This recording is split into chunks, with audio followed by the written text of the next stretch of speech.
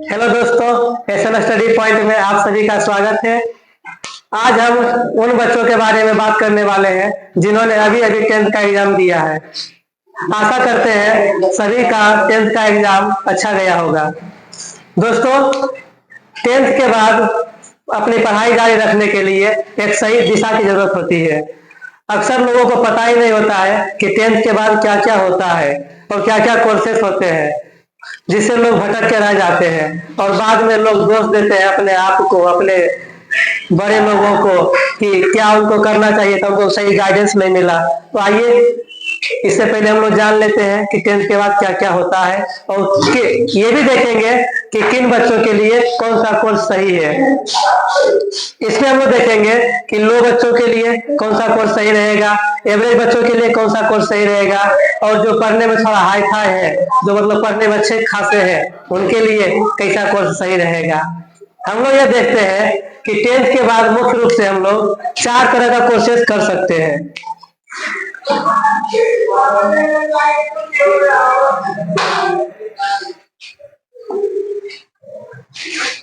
वे चारों कोर्स कौन है, उसको हम लोग क्षमता के आधार पर बताएंगे कि किन बच्चों के लिए कौन सा कोर्स सही रहेगा। पहला कोर्स हम लोग जनरली करते हैं इंटर। दूसरा हम लोग कर सकते हैं पॉलिटेक्निक। तीसरा कर सकते हैं पैरामेडिकल। और लास्ट में आता है आईटीआई। तो आइए पहले हम लोग जानते हैं इन सब कोर्सेस में होता क्या क्या है। इंटर में क्या होता है कि हम लोग बहुत विभाग से कर सकते हैं, बहुत सब्जेक्ट लेके कर सकते हैं, जिसमें मुख्य रूप से होता है साइंस होता है, आर्ट्स होता है, कॉमर्स होता है। लेकिन जनरली यहाँ पर बच्चे 2 संकाय को ज्यादा चूज करते हैं। पहला होता है साइंस और दूसरा होता है आर्ट्स।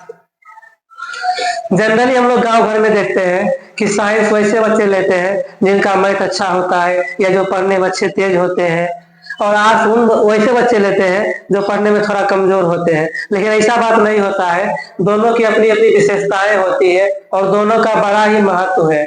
हम लोग यहाँ पर उन लोगों की बात कर रहे हैं जो पढ़ने में अच्छे खासे हैं, जिनको हम लोग टॉप क्लास का कहते हैं, 1 नंबर। तो आइए हम लोग जानते हैं कि जो लोग साइंस लेते हैं, साइंस में 2 तरह का होता है। एक तो हो जाएगा पीसीएम और दूसरा हो जाता है पीसीबी। पीसीएम होता है जिनका फिजिक्स, केमिस्ट्री और मैथ है, ये मेन सब्जेक्ट रहता है। और पीसीबी होता है जिनका फिजिक्स, केमिस्ट्री और बायोलॉजी मेन सब्जेक्ट होता है। इसमें हम लोग एक्स्ट्रा में मैथ भी जोड़ सकते हैं और इसमें हम लोग एक्स्ट्रा में बायोलॉजी भी जोड़ सकते हैं। अब क्या होता है कि पीसीएम का क्या क्या स्कोप होता है वो देखते हैं। तो दोस्तों, जो लोग पढ़ने में अच्छे खासे हैं, यदि वे लोग पीसीएम ले रहे हैं तो इसका एक बहुत बड़ा बेनिफिट होता है। 12th के बाद 2 बहुत ही बड़े एग्जाम होते हैं जो इंडिया लेवल पर होते हैं। पहले को हम लोग कहते हैं जेई मेंस होता है,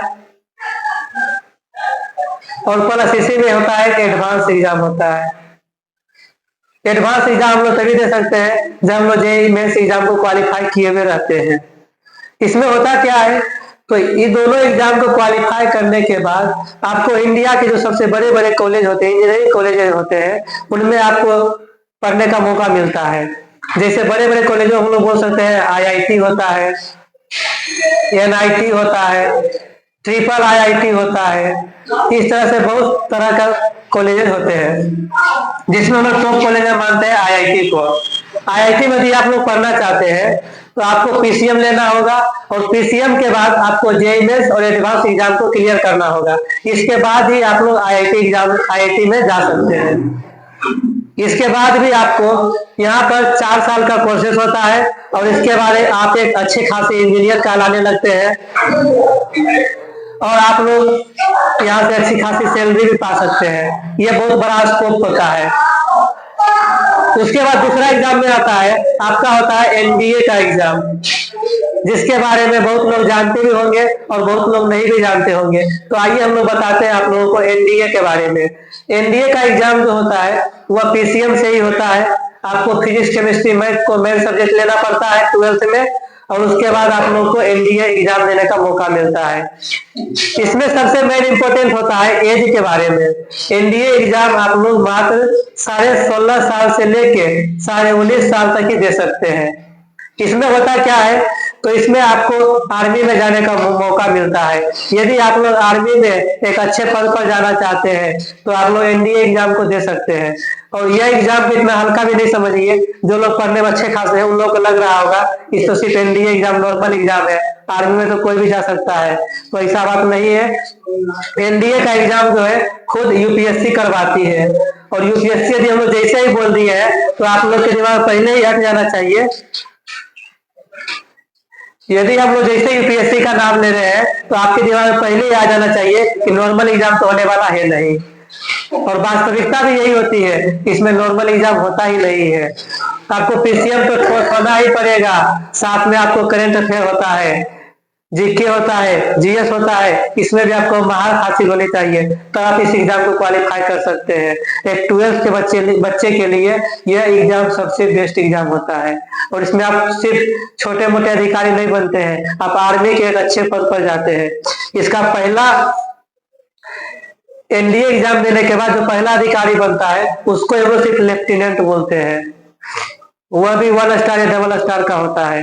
तो इससे हम लोग अंदाजा लगा सकते हैं कि 12th के बाद जो सबसे बेस्ट एग्जाम है तो वह एनडीए का एग्जाम है, जिसको बहुत कम ही लोग क्वालिफाई कर पाते हैं। और सिर्फ एग्जाम निकालने से नहीं होता है, इसमें लगभग 5 दिनों का आपका इंटरव्यू होता है जो फुल्ली इंग्लिश मीडियम में होता है। आपको इंग्लिश मीडियम में बातचीत करना पड़ता है लोगों से। उसके बाद इंटरव्यू देने के बाद आप लोगों का सब मेडिकल जांच पड़ताल होता है पूरा अच्छा तरीके से। उसके बाद आप लोग क्या करते हैं, आप लोगों को 3 साल के लिए ट्रेनिंग पर भेजा जाता है। उसके बाद आप वहां से ट्रेनिंग क्वालिफाई करने के बाद आप एक अच्छे लेफ्टिनेंट बन के निकलते हैं, जो एक अपने आप में गौरव की बात होती है। और इसमें प्रमोशन भी बहुत ज्यादा होता है। आप मात्र 2 साल कीजिएगा तो आप आर्मी का कैप्टन बन जाइएगा, फिर उसके बाद कैप्टन में 3 साल रहिए, फिर मेजर बन जाइएगा। और मेजर अधिकारी जो होता है एक बहुत बड़ा अधिकारी होता है। तो एनडीए एग्जाम के बारे में ये हो गया। ये जो दोनों हम लोग बताए हैं ये पीसीएम के बारे में बताए हैं कि आप पीसीएम यदि लेना चाहते हैं तो आपको 2 एग्जाम फिक्स है, ये दोनों टारगेट कर लीजिए। देखो क्या होता है कि कोई टारगेट लिए बिना कोई काम करना सही नहीं होता है। हर एक का एक टारगेट होना चाहिए कि उसको आगे चल के क्या करना चाहिए, क्या करना है, क्या करेगा। यदि आप पीसीएम ले रहे हैं तो आपको मकसद पता होना चाहिए कि पीसीएम लेने का फायदा क्या हुआ या पीसीएम आपने क्यों लिया है। आप मैथ पढ़ने जा रहे हैं, पढ़ने जा रहे हैं, कोई एग्जाम देने नहीं किए, आपसे एग्जाम नहीं निकला तो फायदा क्या है पढ़ने का। तो आपका टारगेट सबसे पहले फिक्स होना चाहिए। पीसीएम का बता दिए फायदा क्या है। पीसीबी का क्या होता है, एक्स्ट्रा के बारे में हम लोग बाद में बताएंगे, एक्स्ट्रा का किसमें योगदान होता है। जब जो भी बच्चे पीसीबी लेना चाहते हैं, इसमें भी कई तरह के बच्चे लेते हैं पीसीबी, फिजिक्स केमिस्ट्री बायोलॉजी। इसका भी एक बहुत बड़ा एग्जाम होता है जिसको हम लोग नीट के नाम से जानते हैं। नीट होता है मेडिकल तरह का एग्जाम है। इस एग्जाम को क्वालिफाई करने के बाद क्या होता है, जो दुनिया के बड़े बड़े मेडिकल कॉलेजेस होते हैं उनमें आपको फ्री में पढ़ने का मौका मिलता है बिना कोई फीस दिए हुए, जिसको हम लोग एमबीबीएस डॉक्टर कहते हैं। नाम सुने होंगे आप लोग, एमबीबीएस बोलते हैं। एमबीबीएस अपने आप में बहुत बड़ा पद होता है, ठीक है। तो यदि आप लोग एमबीबीएस डॉक्टर बनना चाहते हैं या बड़ा डॉक्टर बनना चाहते हैं तो आप लोग पीसीबी ले लीजिए। और इससे आप लोग पीसीबी में कड़ी मेहनत कीजिए 2 साल इंटर करने के लिए। और इंटर के बाद जस्ट आप लोग नीट का एग्जाम दीजिए। एग्जाम क्वालिफाई करने के बाद आपको इंडिया के बड़े बड़े जो मेडिकल कॉलेजेस है उसमें आपको एडमिशन मिलेगा। इंडिया के बड़े कॉलेज में हम लोग लेते हैं, सबसे बड़ा तो एम्स को हम लोग ले लेते हैं। एम्स भी देखो हर एक जगह है, जैसे दिल्ली में हो जाता है, पटना में हो जाता है। एम्स दिल्ली को लोग सबसे बेस्ट कॉलेज मानते हैं मेडिकल के लिए। तो एम्स कॉलेज में ऐसे ही लोग एडमिशन नहीं मिलता है, आप लोगों को पहले नीट का एग्जाम देना पड़ता है, उसमें भी अच्छा रैंक लाना पड़ता है। सिर्फ एग्जाम क्वालिफाई करने से नहीं होगा, अच्छा रैंक लाना पड़ता है, तब आपको एम्स में एडमिशन मिलता है और तब आप एक अच्छे खासे डॉक्टर कहलाते हैं। यह भी 4-5 साल का कोर्स होता है। 4-5 साल का कोर्स करने के बाद आप एक सफल डॉक्टर बन जाते हैं। इसके बाद आपको आपको आपके परिवार को कुछ भी सोचने की आवश्यकता नहीं होती है, आपके लिए एक बहुत अच्छा रास्ता खुल जाता है। तो यह हो गया पीसीबी का फायदा। तो दोस्तों यहाँ तक हम लोग जो बताए अभी तक, ये उन लोगों के लिए बताए हैं जो पढ़ने में बहुत अच्छे खासे होते हैं, जिनको लगता है कि हम इस हद तक मेहनत कर सकते हैं या बहुत पूरा मेहनत कर सकते हैं, तो वह आराम से इसे करिए और अपना टारगेट फिक्स कीजिए और अपनी तैयारी में लग जाइए। अब हम लोग उन स्टूडेंट के बारे में बात कर रहे हैं जो पढ़ने में एवरेज होते हैं, जो पढ़ने में थोड़ा एवरेज होते हैं। देखो, बात ऐसा होता है कि हर एक बच्चा को पता होता है कि वह किस हद तक पढ़ाई कर सकता है, किस हद तक मेहनत कर सकता है। अपने आप को धोखा मत दीजिए। यदि आपको मन लग रहा है, यदि आपको लग रहा है कि हम पढ़ सकते हैं, तो ये सब लीजिए और आराम से तैयारी कीजिए, आपको कोई प्रॉब्लम होने वाला नहीं है। लेकिन यदि आपको लग रहा है कि हम उस हद तक मेहनत नहीं कर पाएंगे या उतना पढ़ाई नहीं कर पाएंगे, ऐसे तो 10th का रिजल्ट आने वाला होगा ही, तो उसमें भी आपको पता चल ही जाएगा कि कौन कितना पढ़ा है, कौन कितना लिखा है। तो यदि आप लोग एवरेज स्टूडेंट है तो आपके लिए दो ऑप्शन होते हैं, एक पॉलिटेक्निक का और एक होता है पारा मेडिकल का। पॉलिटेक्निक होता है कि इंजीनियरिंग टर्म है जो 10th के बाद ही होता है, और पारा मेडिकल भी होता है जो 10th के बाद ही, 12th के बाद भी हो सकता है, लेकिन जो 12th के बाद कर रहा है वो महा बेवकूफ है, उसको सबसे बड़ा गधा हम लोग बोलेंगे। अरे गधा, जब पॉलिटेक्निक 10th के बाद हो ही रहा है तो कोई 12th के बाद क्यों करेगा? यह सिर्फ दिशा भटकने के कारण से होता है। बहुत लोग ऐसा करते हैं कि 10th किए फिर इंटर कर लेंगे साइंस से जाने अनजाने में, उसके बाद उनको पता चलेगा पॉलिटेक्निक का फॉर्म होता है, तब पॉलिटेक्निक भरता है, फिर 3 साल और लगाता है, तो ये सिर्फ टाइम बर्बादी है और कुछ नहीं है। तो हम लोग डायरेक्ट आप लोगों को बता रहे हैं, यदि आप पढ़ने में एवरेज स्टूडेंट हैं तो आंख बंद करके पॉलिटेक्निक में चले जाइए या फिर पारा मेडिकल में चले जाइए। पॉलिटेक्निक होता है इंजीनियरिंग से संबंधित है, इसमें आपको इंजीनियर बनने का मौका मिलता है, और पारा मेडिकल होता है मेडिकल से संबंधित रहता है, इसमें आपको डॉक्टर बनने का मौका मिलता है। यदि आप ये 3 साल का कोर्स होता है दोनों, ये 3 साल में आपको कड़ी मेहनत कराई जाती है।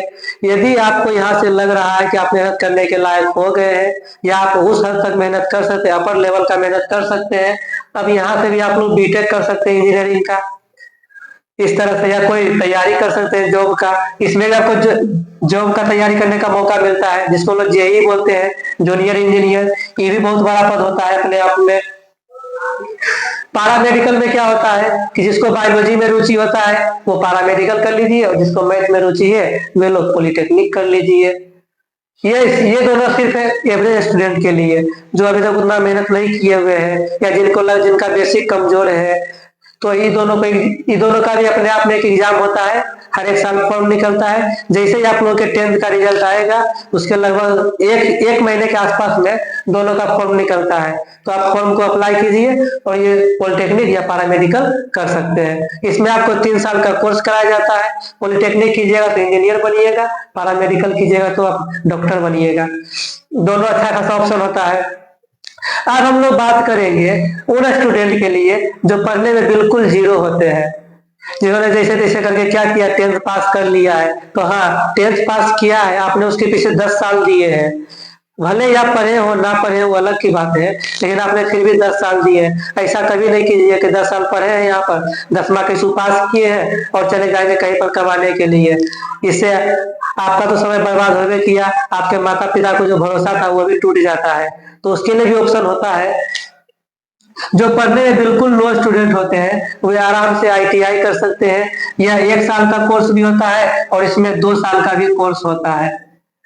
इसमें आपको कुछ टेक्निकल चीजें बताई जाती है, जैसे क्या कर सकते हैं हम लोग, वेल्डिंग बनाना सिखाया जाता है, कुछ मशीन चलाने के लिए सिखाया जाता है, कुछ इलेक्ट्रिक के बारे में बताया जाता है, बहुत सारी चीज नॉर्मल जानकारी दिया जाता है। और 1 या 2 साल का कोर्स जैसे आप इंटर कीजिएगा वैसे आईटीआई कर लो।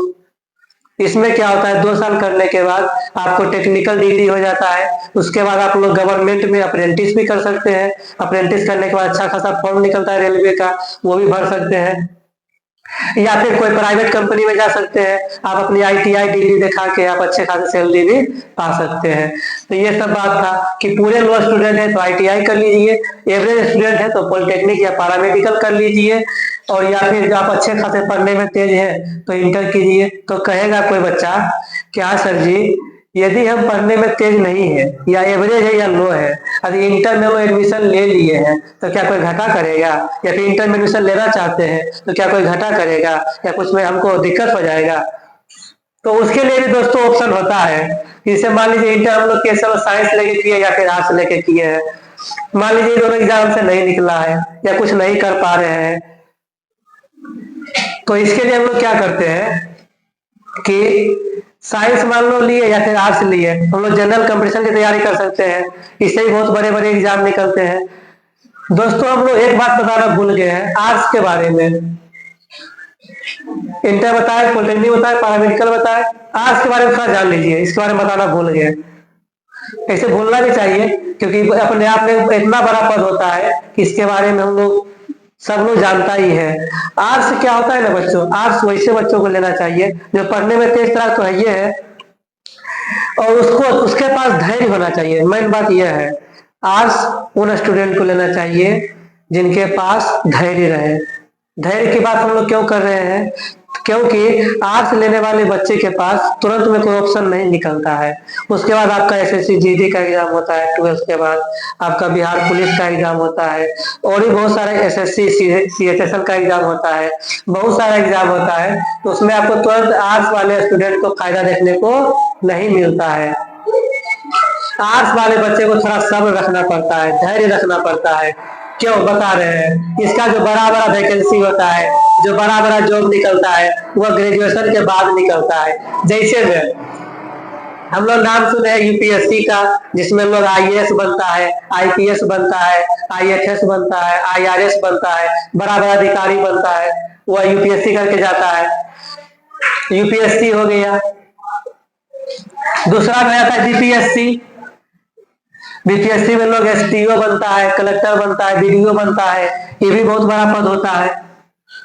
तीसरा हम लोग एसआई भी ले सकते हैं, बिहार दरोगा, यूपीएसआई भी होता है, बिहार एसआई भी होता है। ये तीनों एग्जाम जो होता है, तीनों में आर्ट्स का बहुत बड़ा योगदान होता है, क्योंकि तीनों एग्जाम को क्वालिफाई करने के लिए आपको जीके जैसे ठोस होना चाहिए। जीके ठोस कहाँ से होगा, आर्ट्स से। लेकिन क्या आर्ट्स के लिए पहले आप 2 साल पहले इंटर कीजिएगा, उसके बाद 4 साल और ग्रेजुएशन कीजिएगा, उसके बाद इस फॉर्म को अप्लाई कर सकते हैं। ऐसा नहीं है कि सिर्फ यूपीएससी करने एपीएससी करने के लिए, बीपीएससी करने के लिए या एसआई करने के लिए आप आर्ट्स से ही कर सकते हैं क्या? नहीं, तो आप साइंस वाले भी कर सकते हैं, जो ग्रेजुएशन किए कोई भी कर सकते हैं। लेकिन इन सभी एग्जाम के लिए आर्ट्स वालों को विशेष बेनिफिट मिलता है। जैसे में जो यूपीएससी का जो फर्स्ट स्टेज का एग्जाम होता है, उसमें आपके जीके को बहुत स्ट्रॉन्ग होना पड़ता है।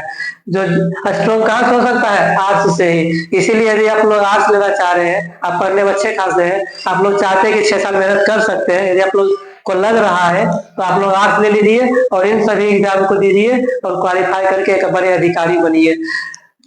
हम आप लोगों को यह बात बताना चाहते हैं कि यूपीएससी का जो एग्जाम होता है, लगभग दुनिया का सेकेंड टफेस्ट एग्जाम में से एक है। सेकेंड टफेस्ट एग्जाम है पूरा दुनिया का, जो आप दे सकते हैं कहाँ से, ग्रेजुएशन के बाद दे सकते हैं। इंटर के बाद आर्ट्स वालों के लिए ज्यादा ऑप्शन नहीं होता है, लेकिन जैसे आप ग्रेजुएशन कर लेते हैं, आप सबसे बड़े अधिकारी बनने का काबिलियत रखने लगते हैं। इन सबको क्या होता है, इन सब के पास मेहनत करने की क्षमता तो आ जाती है, लेकिन ये लोग यूपीएससी देना चाहेंगे तो इन सबको भी पहले जीके पढ़ना पड़ेगा, जैसे इतिहास पढ़ना पड़ेगा, भूगोल पढ़ना पड़ेगा, जो कभी उन लोगों ने पढ़ा नहीं होगा 2 साल तक में। वैसी स्थिति में आर्ट्स वाले स्टूडेंट के लिए ज्यादा फायदा हो जाता है इन तीनों एग्जाम के लिए। तो दोस्तों यहाँ पर हम लोग सभी के बारे में जान लिए हैं कि जो पढ़ने में सबसे अच्छे तेज तराक होते हैं उनको क्या करना चाहिए, जो पढ़ने में एवरेज होते हैं उनको क्या लेना चाहिए, जो पढ़ने में पूरे लो होते हैं उनको क्या करना चाहिए। जो एवरेज स्टूडेंट क्या करते हैं, इंटर ऐसे भी कर सकते हैं यहाँ से भी, और जनरल कंपटीशन की तैयारी कर सकते हैं। बच्चों आपका टारगेट फिक्स होना चाहिए, तभी आप जिंदगी में कुछ कर सकते हैं। तो ठीक है दोस्तों, यदि आपको वीडियो अच्छा लगता है तो आप चैनल को सब्सक्राइब कर सकते हैं, लाइक कर सकते हैं। Thank you.